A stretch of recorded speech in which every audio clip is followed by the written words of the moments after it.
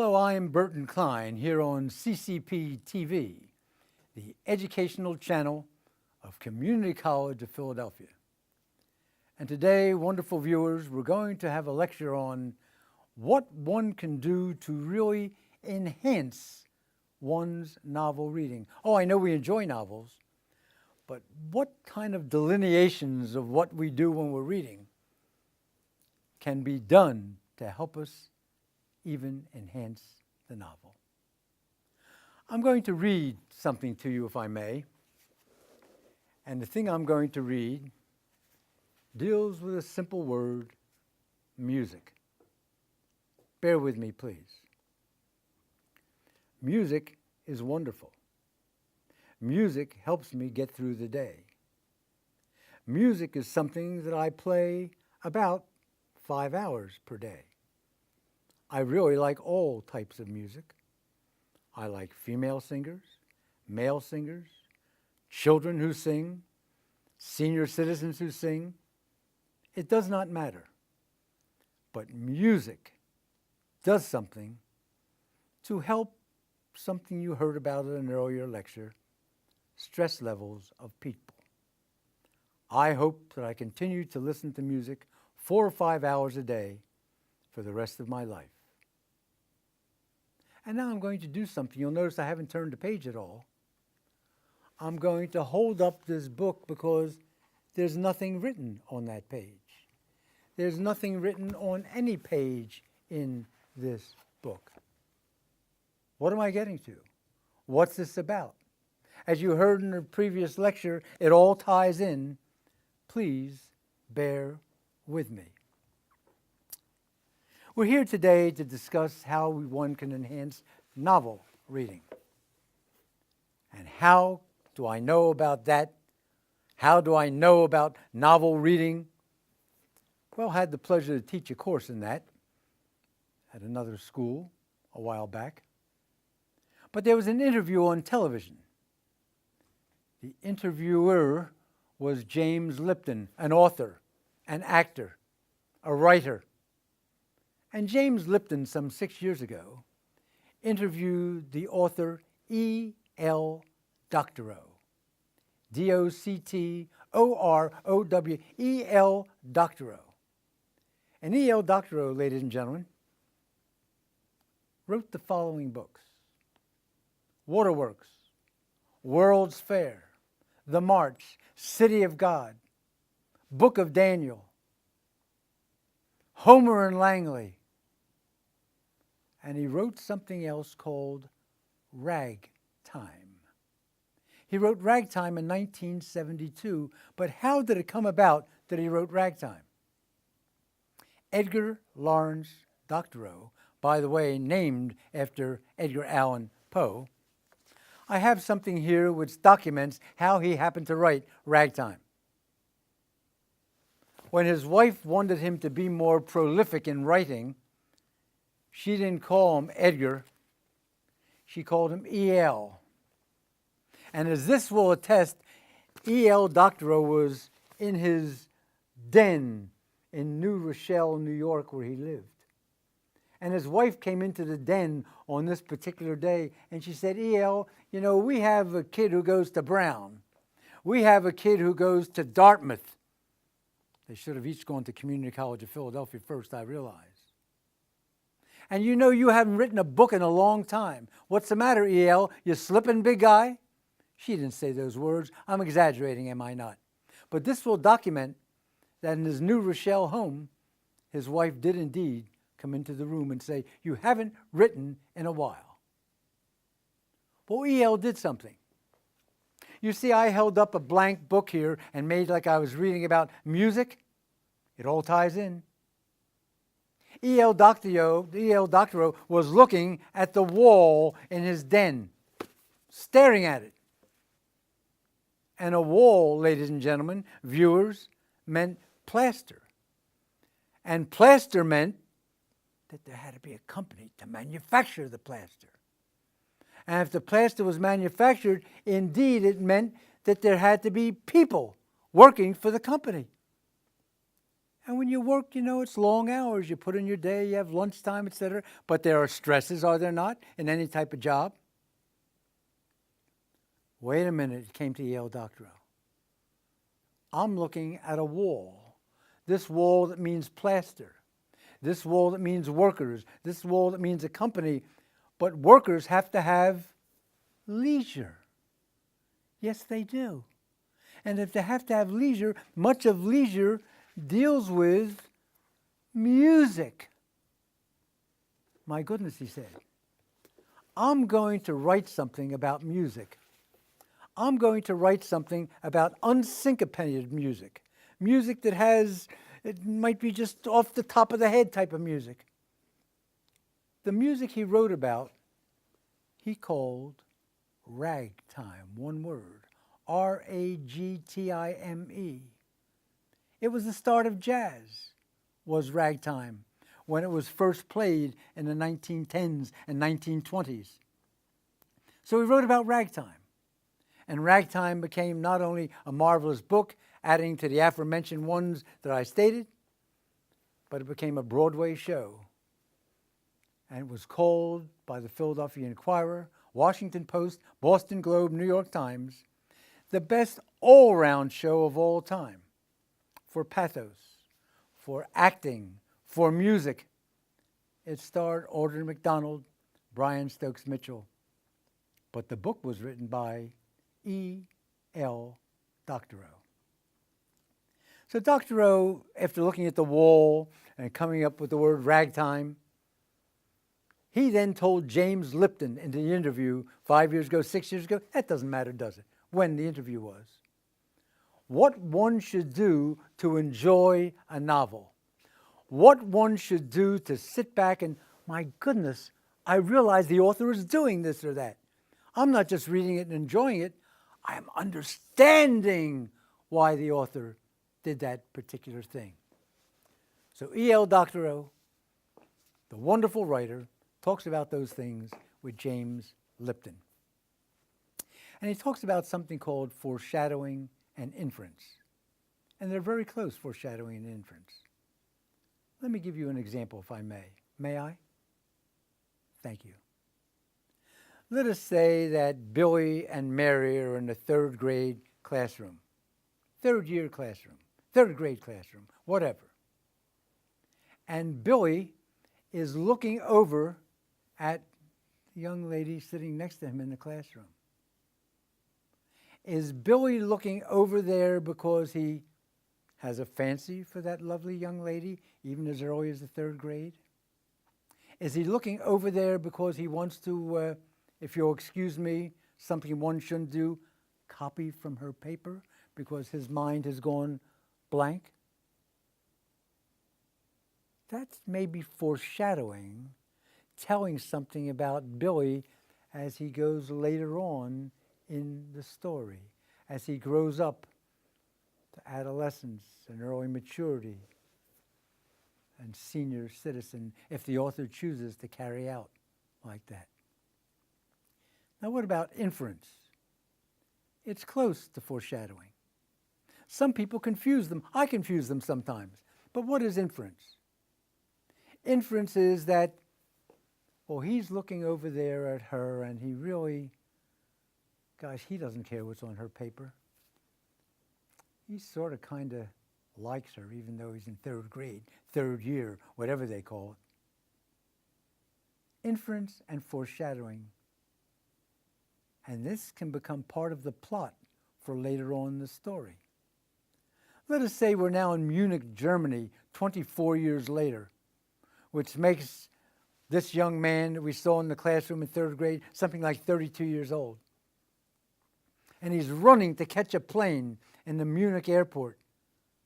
And out of the corner of his eye, he sees that young lady that sat next to him in the classroom.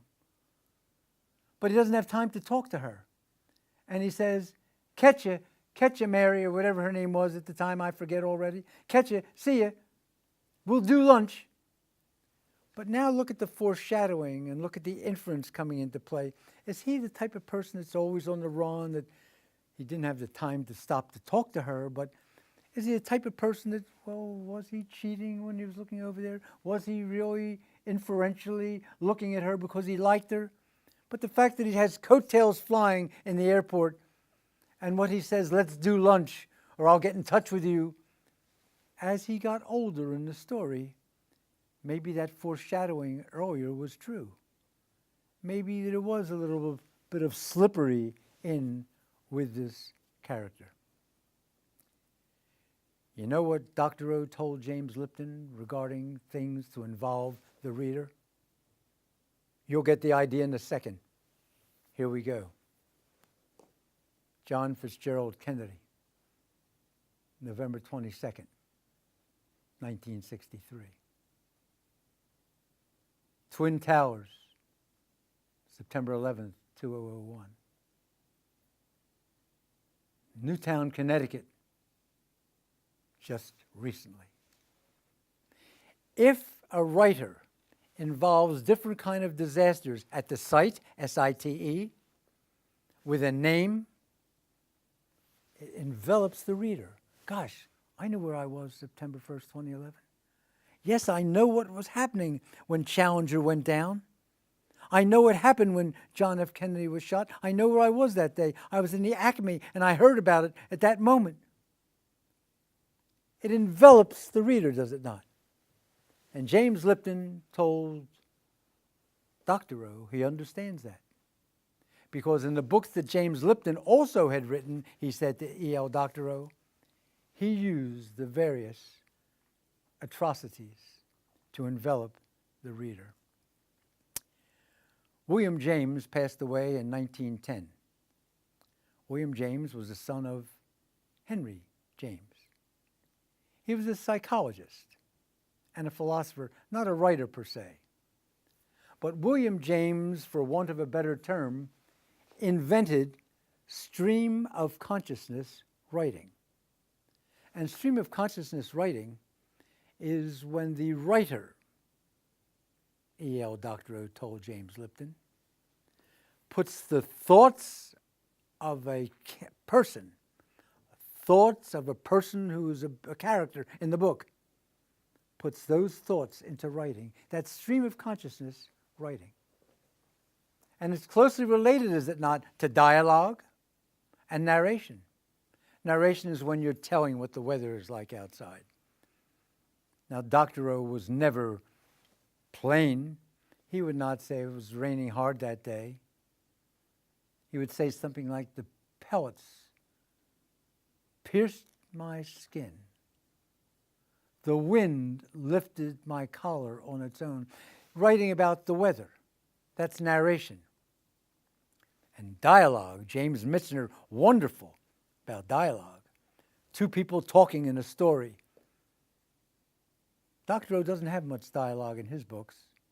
In City of God, and Waterworks, and Book of Daniel, and Billy Bathgate, and some of the other ones I mentioned earlier. But he does have a lot of narration. But wait a minute. Plot, subplot. The skillful writer takes a subplot and builds it into a plot. Let me explain. He's looking over at her in the third grade, third year class. You know, sometimes they call it third year, sometimes third grade. That's why I keep repeating. He's looking over at her. He sees her in the Munich airport 24 years later. But what happens to them? Do they marry? Was it just an infatuation when he was looking over when he was a little 8-year-old? So the subplot can become a plot and vice versa. E.L. Dr. O told James Lipton how he did that. And I won't go through the specificities, but you get the idea of how something minor can turn into something major, and that is the plot. You know, sometimes you read a book and all of a sudden there's a blank space. There's a blank space between the chapters. And what happens in that blank space? Sometimes there's some fleur-de-lis or some designs. Sometimes there's some quote from Shakespeare.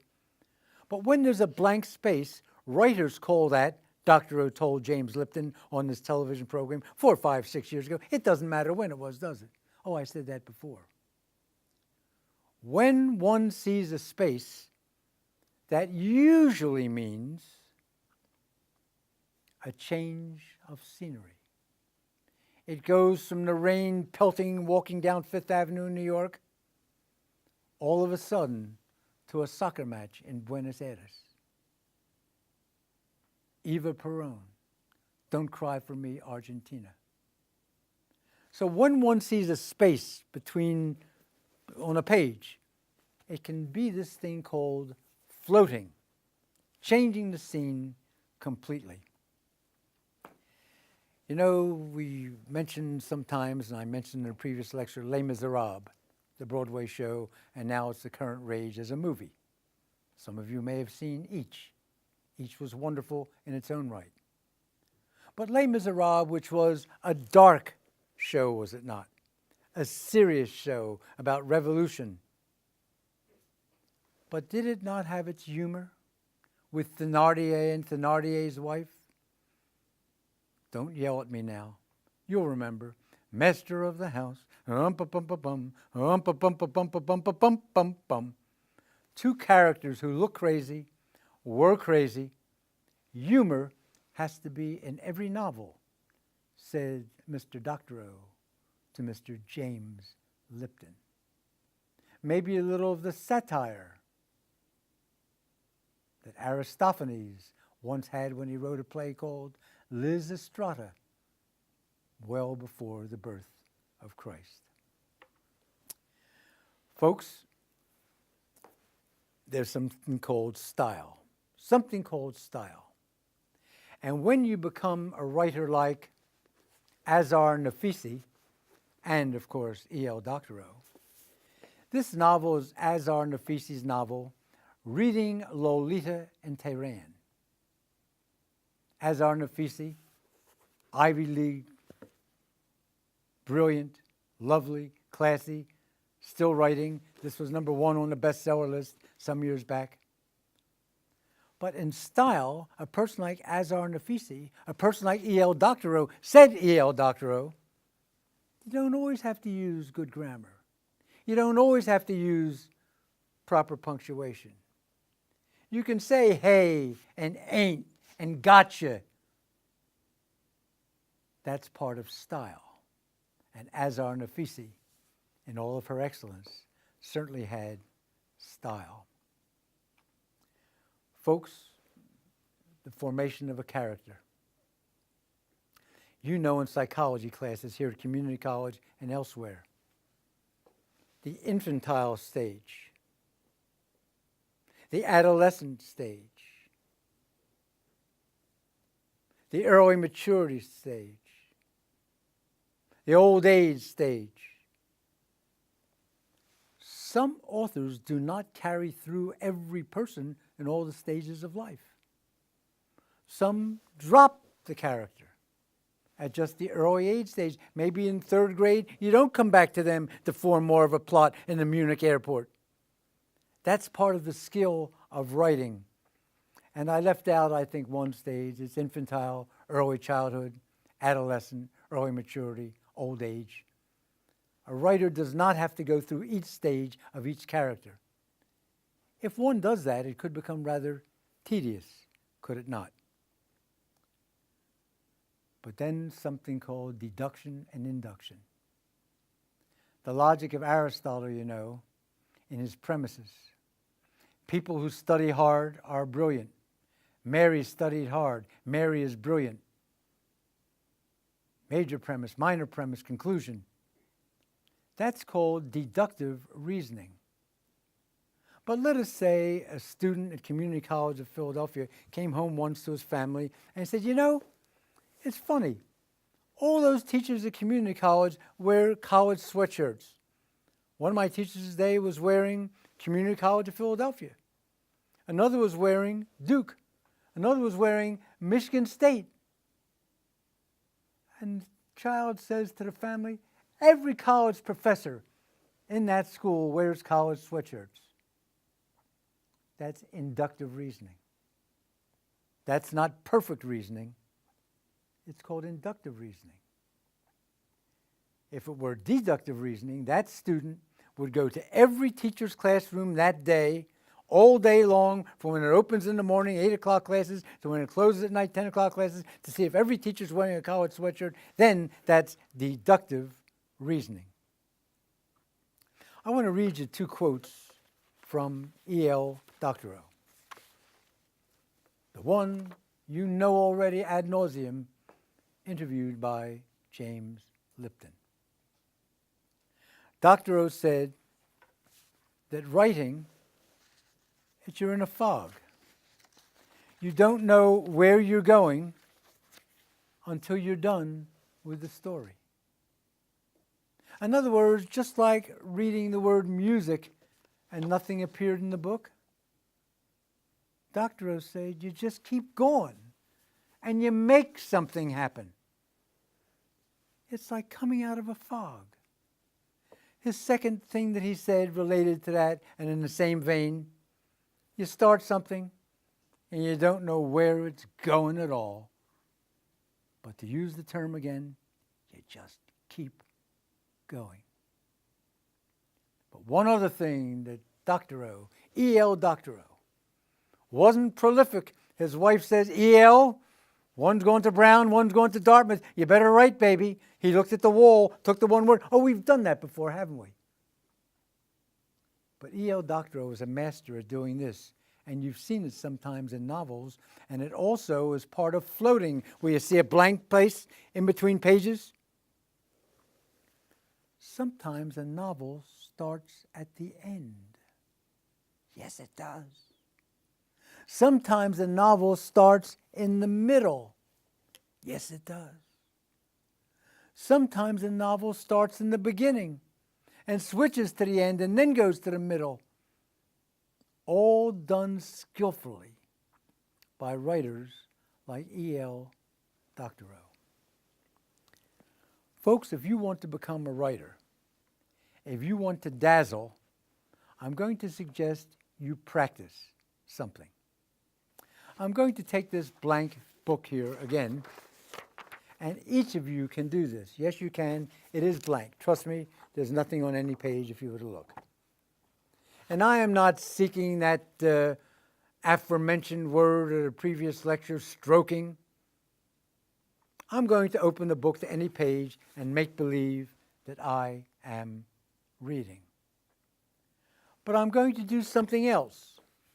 I'm going to ask that someone from the group who is now doing this filming of me lecture today call out a word, an everyday word, an everyday word.